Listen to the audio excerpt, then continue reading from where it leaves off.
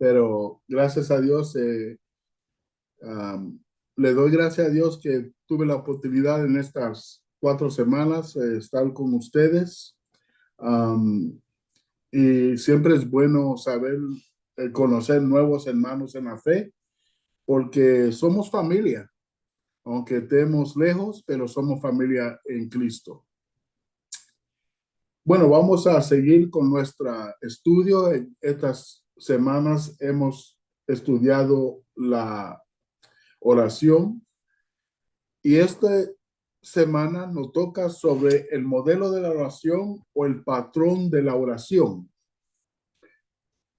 Sabe, nosotros cuando primero lo convertimos, una de las cosas que tenemos que aprender fuera de la palabra de Dios es cómo orar. Y sabemos que Pedro le hizo esa pregunta a nuestro Señor Jesucristo. Y entonces es importante entender que Jesús nos da el bosquejo o el modelo o el patrón de la oración. Y como tema vamos a usar, como texto vamos a usar Mateo capítulo 6, si tienen su Biblia. Es muy importante una cosa antes que empecemos. Una de las cosas que dice Romanos, si tienen su Biblia, vamos a Romanos capítulo 8. Y cuando vamos a versículo 26 de Romanos capítulo 8, versículo 26, nos dice estas palabras. Y de igual manera, el Espíritu nos ayuda en nuestras debilidades, pues que hemos de pedir como conviene. No lo sabemos, pero el Espíritu mismo intercede por nosotros con gemidos indecibles. Mas el que construye las corazones sabe que Él es la intención del Espíritu, porque conforme a la voluntad de Dios, intercede por los santos. Una de las cosas muy importantes que nos dice Pablo en Romanos, que muchas veces nosotros no pedimos bien o no oramos correctamente. Y el Espíritu Santo intercede por nosotros a llevar la oración correcta a nuestro Dios. Entonces, cuando regresamos a Mateo capítulo 6, tenemos que tomar en cuenta que este texto está entre medio del Sermón del Monte, o sea, lo que nosotros llamamos las bienaventuranzas. Pero recuerda que enseñanza de nuestro Señor Jesucristo, que llega de Mateo 5 y termina en Mateo 7 al final, si van a Mateo capítulo 5, es importante para desarrollar el tema que el versículo 2 nos dice que el Señor Jesucristo dice, abriendo su boca, les enseñaba. Entonces es una enseñanza y habla sobre la ley, sobre siendo la luz del mundo, habla sobre la ira, sobre el adulterio, sobre el divorcio, habla sobre amar a sus enemigos, habla sobre la limosna, habla sobre el ayuno, y entre medio de hablando sobre el ayuno y la limosna, habla sobre la oración. Y él dice estas palabras. Y recuerda versículo 2, que nos está enseñando. Dice, y cuando ores, no seas como los hipócritas, porque ellos aman el orar en pie en las sinagogas y en las esquinas de las calles para ser vistos de los hombres. De cierto os digo que ya tienen su recompensa. Pero después dice algo interesante, porque él hace una división. Si tú notas, en capítulo 5 está hablando de las personas a quien él llama hipócritas, que son personas que oran para que lo miren y la gente lo aplauda. Pero cuando llega el versículo 6, empieza con más tú. O sea, hablando de sus hijos. Cuando ores, entra en tu aposento y cerrada la puerta, ora a tu padre que está en secreto. Y tu padre que ve en secreto te recompensará en público. Y dice, y orando no uséis vanas repeticiones como los gentiles, que piensan que por su palabrería serán oídos. No os hagáis pues semejantes a ellos, porque vuestro Padre sabe de qué cosas tenéis necesidad antes que vosotros lo pidéis. Vosotros pues oráis así. Ahora Él nos da el modelo o el patrón. Padre nuestro que está en los cielos, santificado sea tu nombre, venga tu reino, hágase tu voluntad como en el cielo, así también en la tierra. El pan nuestro de cada día, dánoslo hoy y perdónanos nuestras deudas, como también nosotros perdonamos a nuestros deudores. Y no nos metas en tanta tentación, mas líbranos del mal, porque tuyo es el reino y el poder y la gloria por todos los siglos. Amén. Y continúa diciendo, porque si perdonáis a los hombres sus ofendas, os perdonará también a vosotros, os perdonará también a vosotros vuestro Padre Celestial. Mas si no perdonáis a los hombres sus ofendas, tampoco vuestro Padre os perdonará vuestras ofensas. Hasta ahí la palabra de Dios. Y vemos aquí que que el Señor nos enseña lo que se llama el Padre Nuestro, que la mayoría de las personas, aún lo que son incrédulos, lo conocen. Pero lo que ellos faltan, lo que les fallan es cuando no leen versículo 7, donde dice, no uses vanas repeticiones. Y el Padre Nuestro es una oración que muchas personas repite y repite. Y el Señor no quiere eso. Entonces vamos a ver este modelo y patrón. Primero le empieza el versículo 9, ¿a quién estamos orando? Y él dice, Padre. Cuando él dice Padre, esto implica una relación. O sea, que tiene que ver un nuevo nacimiento es requerido para oración que sea contestada. No todo el mundo puede llamarlo Padre, solo aquellos que han sido lavados por la sangre de Cristo. Y por eso él pone Padre, porque solo aquellos que conocen a su Dios, conocen al Señor Jesucristo, pueden llamarle Padre. Nuestra vida de oración debe abarcar a toda la familia de Dios. Muchas veces nosotros somos culpables de orar egoístamente. Dice Filipenses capítulo 2, versículo 4, no mirando cada uno por lo suyo propio, dice, sino cada cual también por lo de otros. Entonces vemos que él, ¿a quién estamos orando? Al Padre, pero tenemos que tener una relación con el Padre. Segundo, él dice, vamos a hablar sobre el dónde, dice en el cielo. El Padre habla sobre la relación. El cielo habla de la posición de Dios como soberano. Él está en el trono del cielo y es digno de nuestra fe. Él es un Dios que es capaz de hacer lo imposible en nuestra vida. La falta de fe no tiene lugar en nuestra vida de oración.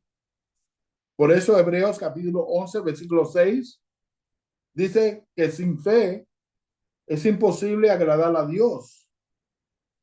Y cuando vemos a Santiago, dice, toda buena dádiva y todo don perfecto desciende de lo alto. nosotros tenemos que orar sabiendo las promesas de Dios y confiando en las promesas de Dios y tener fe, porque sin fe no es imposible agradar a Dios. ¿Y cómo? Dos cosas que debemos recordar al presentar ante tu presencia. Primero, según Isaías, Jehová es un Dios de los ejércitos. Y acuerdo a Job, él dice en capítulo 40, versículo 4, él dice, he aquí yo soy vil. Y dice que te responderé, Dios le responde a Job. Cuando él dice santificado, él está hablando sobre su santidad. Dios es un Dios santo y debemos acercarnos a él con temor y reverencia.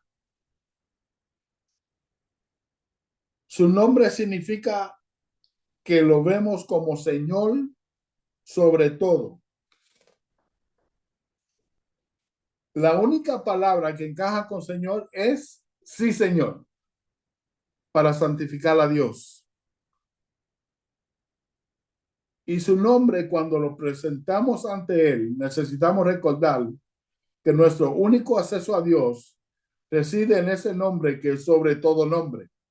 Así nos dice Filipenses capítulo 2, que le dio un nombre que es todo sobre todo nombre. Jesús es nuestro único acceso y el único camino para nosotros acercarnos a Dios. Dos grandes ideas que quiero traer a la mente acerca de Dios, donde Él dice, venga a nosotros tu reino. Cuando oramos eso, estamos hablando o estamos haciendo una petición para que Jesús regrese a la tierra. Por eso en Apocalipsis se dice que venga, Señor, que venga pronto, que venga rápido. La palabra reino no se refiere a una ubicación geográfica, sino un dominio y soberanía. Cuando oramos, venga tu reino, estamos orando por el gobierno de Cristo sobre la tierra. Este reino apunta hacia el tiempo cuando Jesús gobernará y reinará sobre la tierra en perfecta gloria, paz y justicia. Segundo, es una petición personal. Literalmente estamos orando para que el reino de Dios se realice en nuestras propias vidas. En pocas palabras, cuando oramos esta oración, le estamos pidiendo a Jesús que tenga el gobierno supremo en nuestra vida. Y esa es la primera pregunta que vamos a hacer. ¿Qué cantidad de nuestra vida le damos a nuestro Señor? ¿La mitad? ¿Tres cuartas? ¿Cuánto le damos? ¿Le damos toda nuestra vida? Decimos, Señor, toma nuestra vida, toma mi vida y tú tomas todo el control de mi vida. Nunca seremos eficaces como santo de Dios hasta que seamos capaces de orar, vaya mi reino y venga el tuyo. Y eso es lo que dice en capítulo 6, versículo 33, cuando le dice, mas buscar primeramente el reino de Dios y su justicia, y todas estas cosas os serán añadidas. El Señor tiene que tener el control absoluto de nuestra vida. Él tiene que tener 100%. No podemos decirle al Señor, bueno, Señor, te vamos a dar esta parte de nuestra vida, pero no te vamos a dar esta parte, yo tengo más control. Él tiene que tener 100% de nuestra vida. Otra cosa, esto es una petición evangelística. Cuando nos sometemos a Dios y Él gobierna y reina en nuestra vida, podemos desempeñar un papel en traer a otros a Él. Usted ve, otra manera que el reino de Dios es traído a la tierra es cuando una nueva alma es traída a Él por la salvación. Por lo tanto, cuando oramos por los perdidos, estamos orando por familiares, estamos orando por nuestros hijos. Estamos orando para que el reino de Dios se expanda en la tierra. Debemos orar con una mentalidad evangelística. Si vamos a 1 Timoteo capítulo 2, tienen su Biblia, en 1 Timoteo capítulo 2,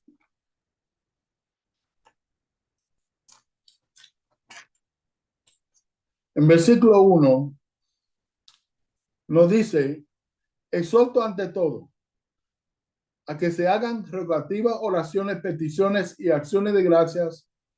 Y mire lo que dice: por todos los hombres. Eso es una oración evangelística. También nos dice: por los reyes y por todos los que están en eminencia, para que vivamos quieta y reposadamente en toda piedad y honestidad. Versículo 3, muy importante, hermanos. Porque esto es bueno y agradable delante de ¿quién? De Dios, nuestro Salvador, el cual quiere que todos los hombres sean salvos y vengan al conocimiento de la verdad. Nuestra oración evangelística no puede conectar con nuestras emociones personales. ¿Qué pensamos de esta persona, de aquella persona? Nuestra oración evangelística no conecta con nuestras emociones, lo que pensamos de otra persona. En la oración él dice: hágase tu voluntad. Esta es la primera de la frase anterior, porque cuando el reino de Dios se realiza en el mundo, su voluntad se hará aquí como se hace en el cielo. Esta frase también nos está diciendo que pongamos la voluntad de Dios por encima de toda nuestra vida. Es la oración orada en la voluntad de Dios lo que recibe la respuesta de Dios. Si se acuerdan, primera de Juan, capítulo 5, en versículo 14, dice: y esta es la confianza de que tenemos en él, que si pedimos alguna cosa conforme a su voluntad, él nos oye. Juan está diciendo que nosotros, cuando pedimos al Señor, tenemos que pedir conforme a su voluntad.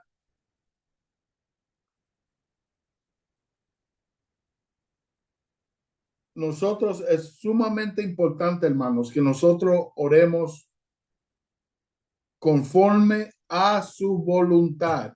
Él es soberano. Como hablamos la semana pasada, Él no nos da lo que queremos, Él nos da lo que necesitamos. Tenemos que orar conforme a su voluntad.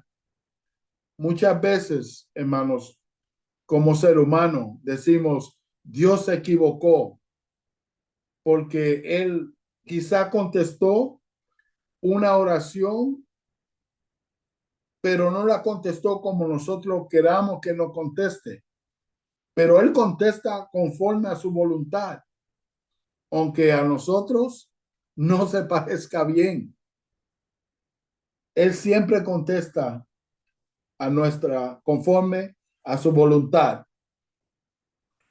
Nuestras oraciones deben incluir peticiones también. Dice Santiago: pedís y no recibís. Pero dice Santiago que pedimos mal para gastar en vuestros deleites. ¿por qué el Señor muchas veces no contesta? Según Santiago, pedimos mal, hermanos, porque pedimos no, una vez más, pedimos no conforme a la voluntad de Dios. Debemos orar acerca también de las necesidades físicas que tenemos. Hermanos, no hay pecado ni vergüenza en pedirle a Dios que supla nuestras necesidades físicas. Él ha prometido suplirlas todas. En Salmo 37, versículo 27, 25, él dice, y no he visto justo desamparado. O sea, David está diciendo, yo no he visto justo que Dios no ha contestado su oración en una forma u otra, porque lo hace una vez más conforme a su voluntad. Y sigue diciendo ese salmo,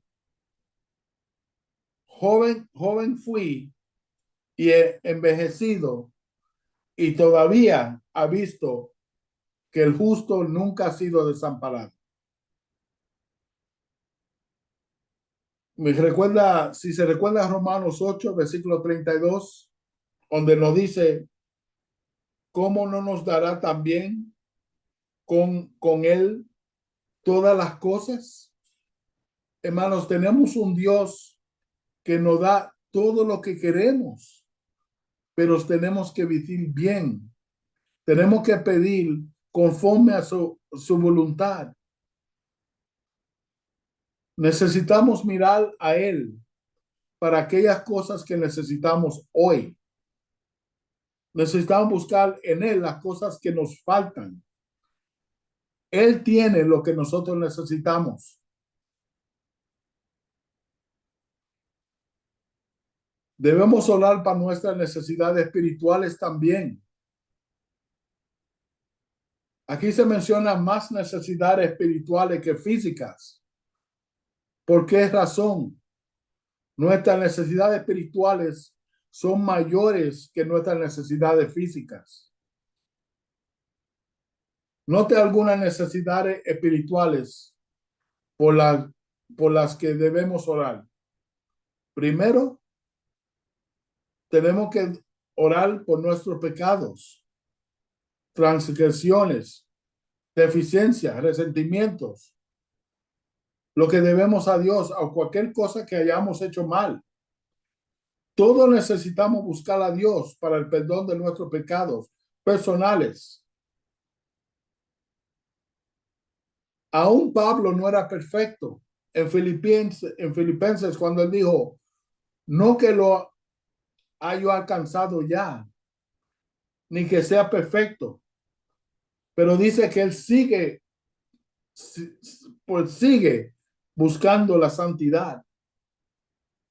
Cuando pasamos más tiempo en su presencia, nos hacemos más conscientes de su santidad y de nuestra pecaminosidad. Alguien ha dicho, un comentarista, cuanto mayor es el santo, mayor es el sentido del pecado y la conciencia del pecado en su interior. Mira lo que dice Primera de Juan, capítulo 1,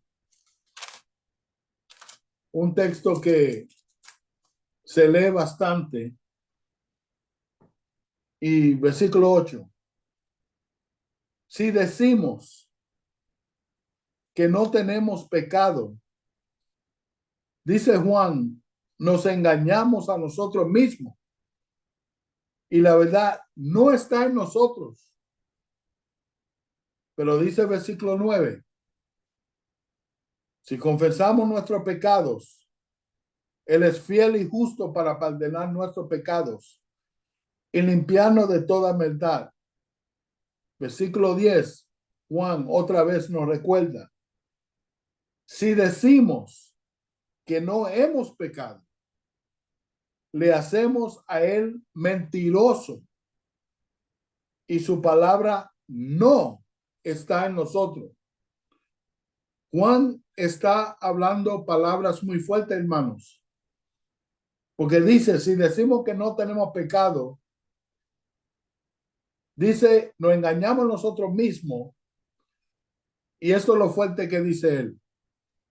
Y la verdad no está en nosotros.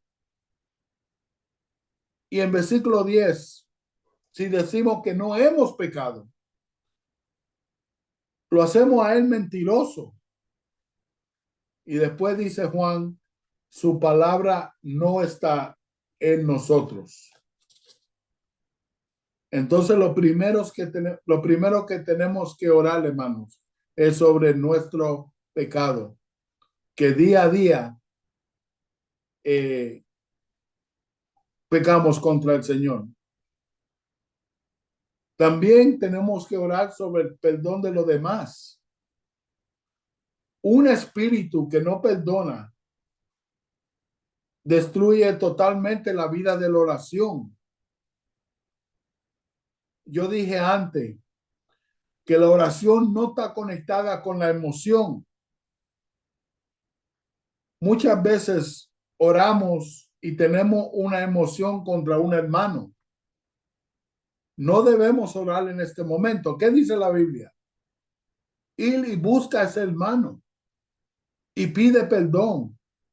Hable con ese hermano. Dice la Biblia, antes de traer su ofrenda al Señor. Hermanos, cuando venimos a la cena del Señor, es sumamente importante que nosotros lo examinemos. Porque si no, tomamos la cena del Señor en vano. Dios, por eso dice Pablo, que ha oído que hay divisiones, que hay pleitos.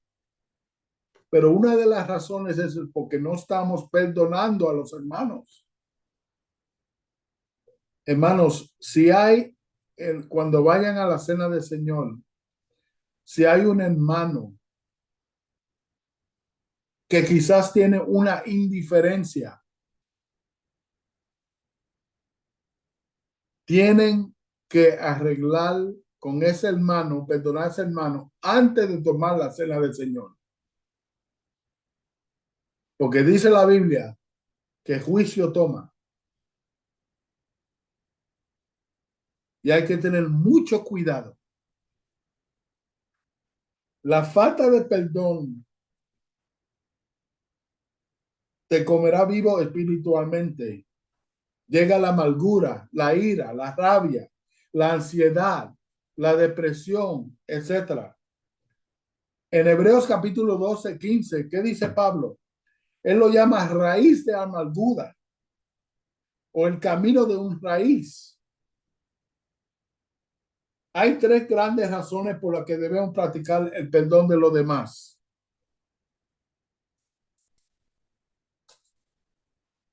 Número uno, nunca te pareces más a Dios que cuando perdonas. Tenemos que hacernos la pregunta, ¿a qué clase de Dios servimos? ¿Cómo es su carácter? Su carácter es amoroso, misericordioso, bondadoso y es perdonador. Cuando perdonamos a otros, estamos siendo la verdadera piedad. ¿Qué dice Efesios capítulo 4, versículo 32? Dice, perdónanos, que se perdone uno a otros. Pero dice que se perdone uno a otros como Dios también os ha perdonado, perdono a vosotros a Cristo. Colosenses nos dice que también que hay que perdonar porque Cristo nos ha perdonado a nosotros. Nosotros tenemos que orar por el perdón de nuestro pecado, pero tenemos que perdonar a nuestros hermanos. Dice la Biblia que todo lo que atéis en la tierra será atado en el cielo y todo lo que desatéis en la tierra será desatado en el cielo. Vamos a Mateo capítulo 18. Si están en su Biblia, Mateo 18. Vemos ahí algo sumamente importante.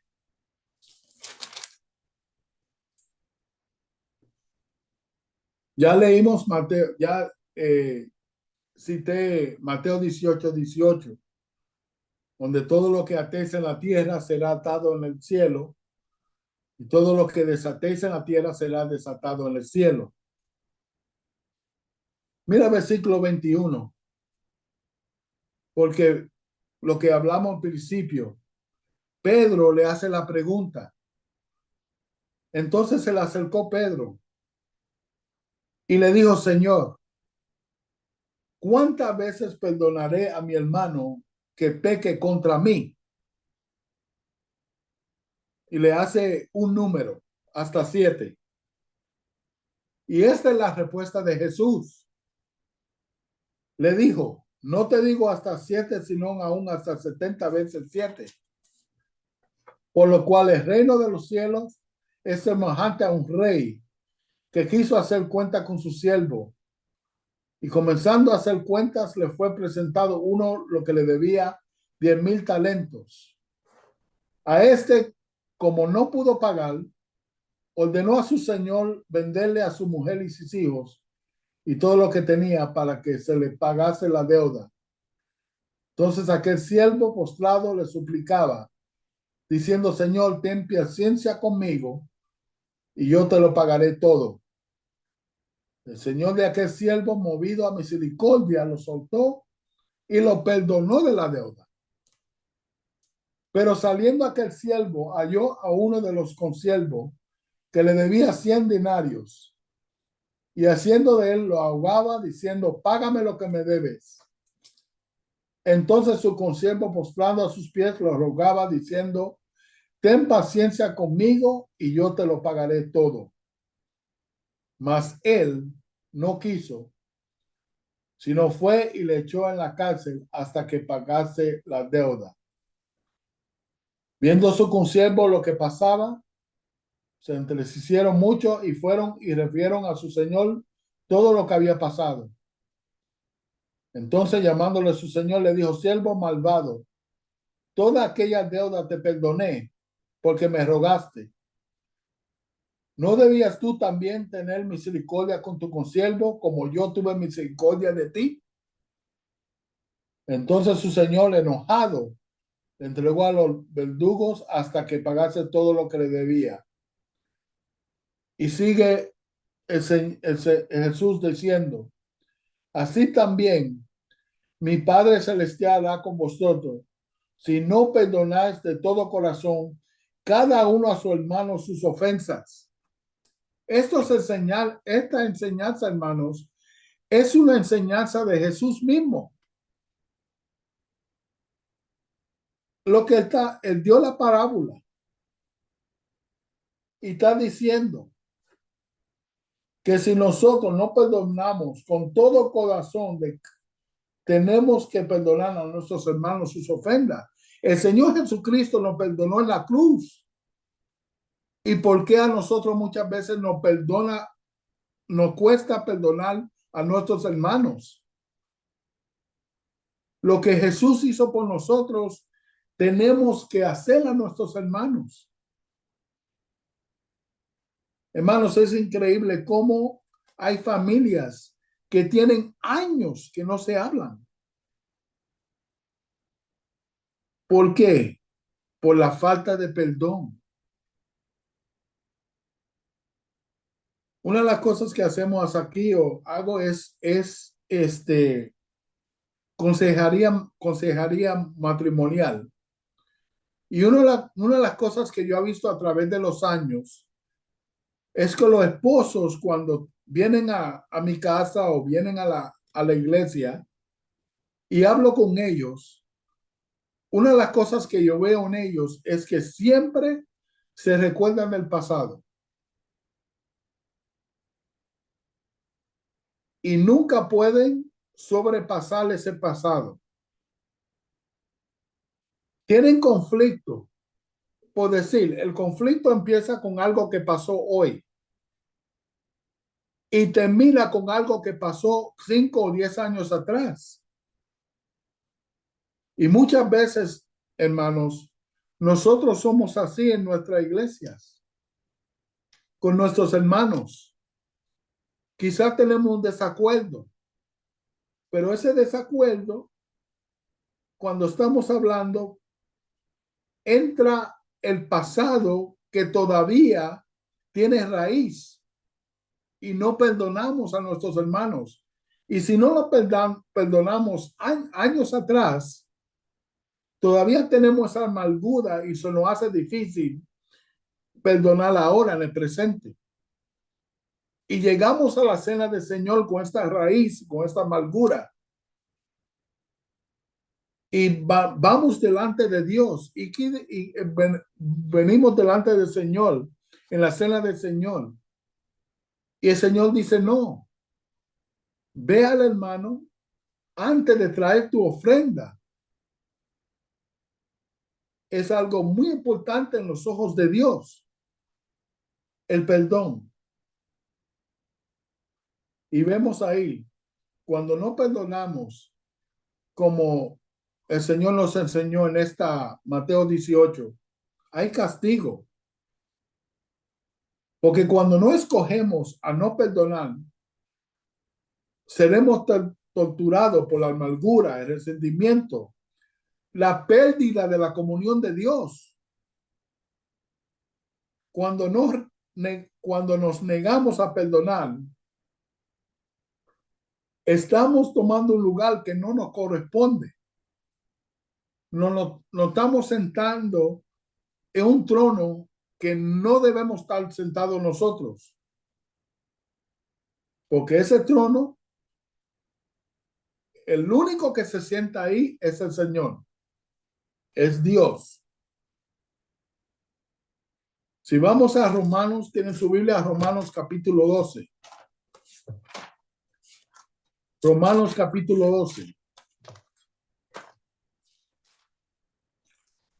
Versículo 19. Si saben, Romanos 12 son los deberes cristianos. Y cuando él llega al versículo 19, dice, no os venguéis vosotros mismos, amados míos, sino dejad lugar a la ira de Dios, porque escrito está, mía es la venganza, yo pagaré, dice el Señor. Así que si tu enemigo tuviere hambre, dale de comer. Si tuviere sed, dale de beber. Pues haciendo eso, acusa de fuego, aumentará sobre su cabeza.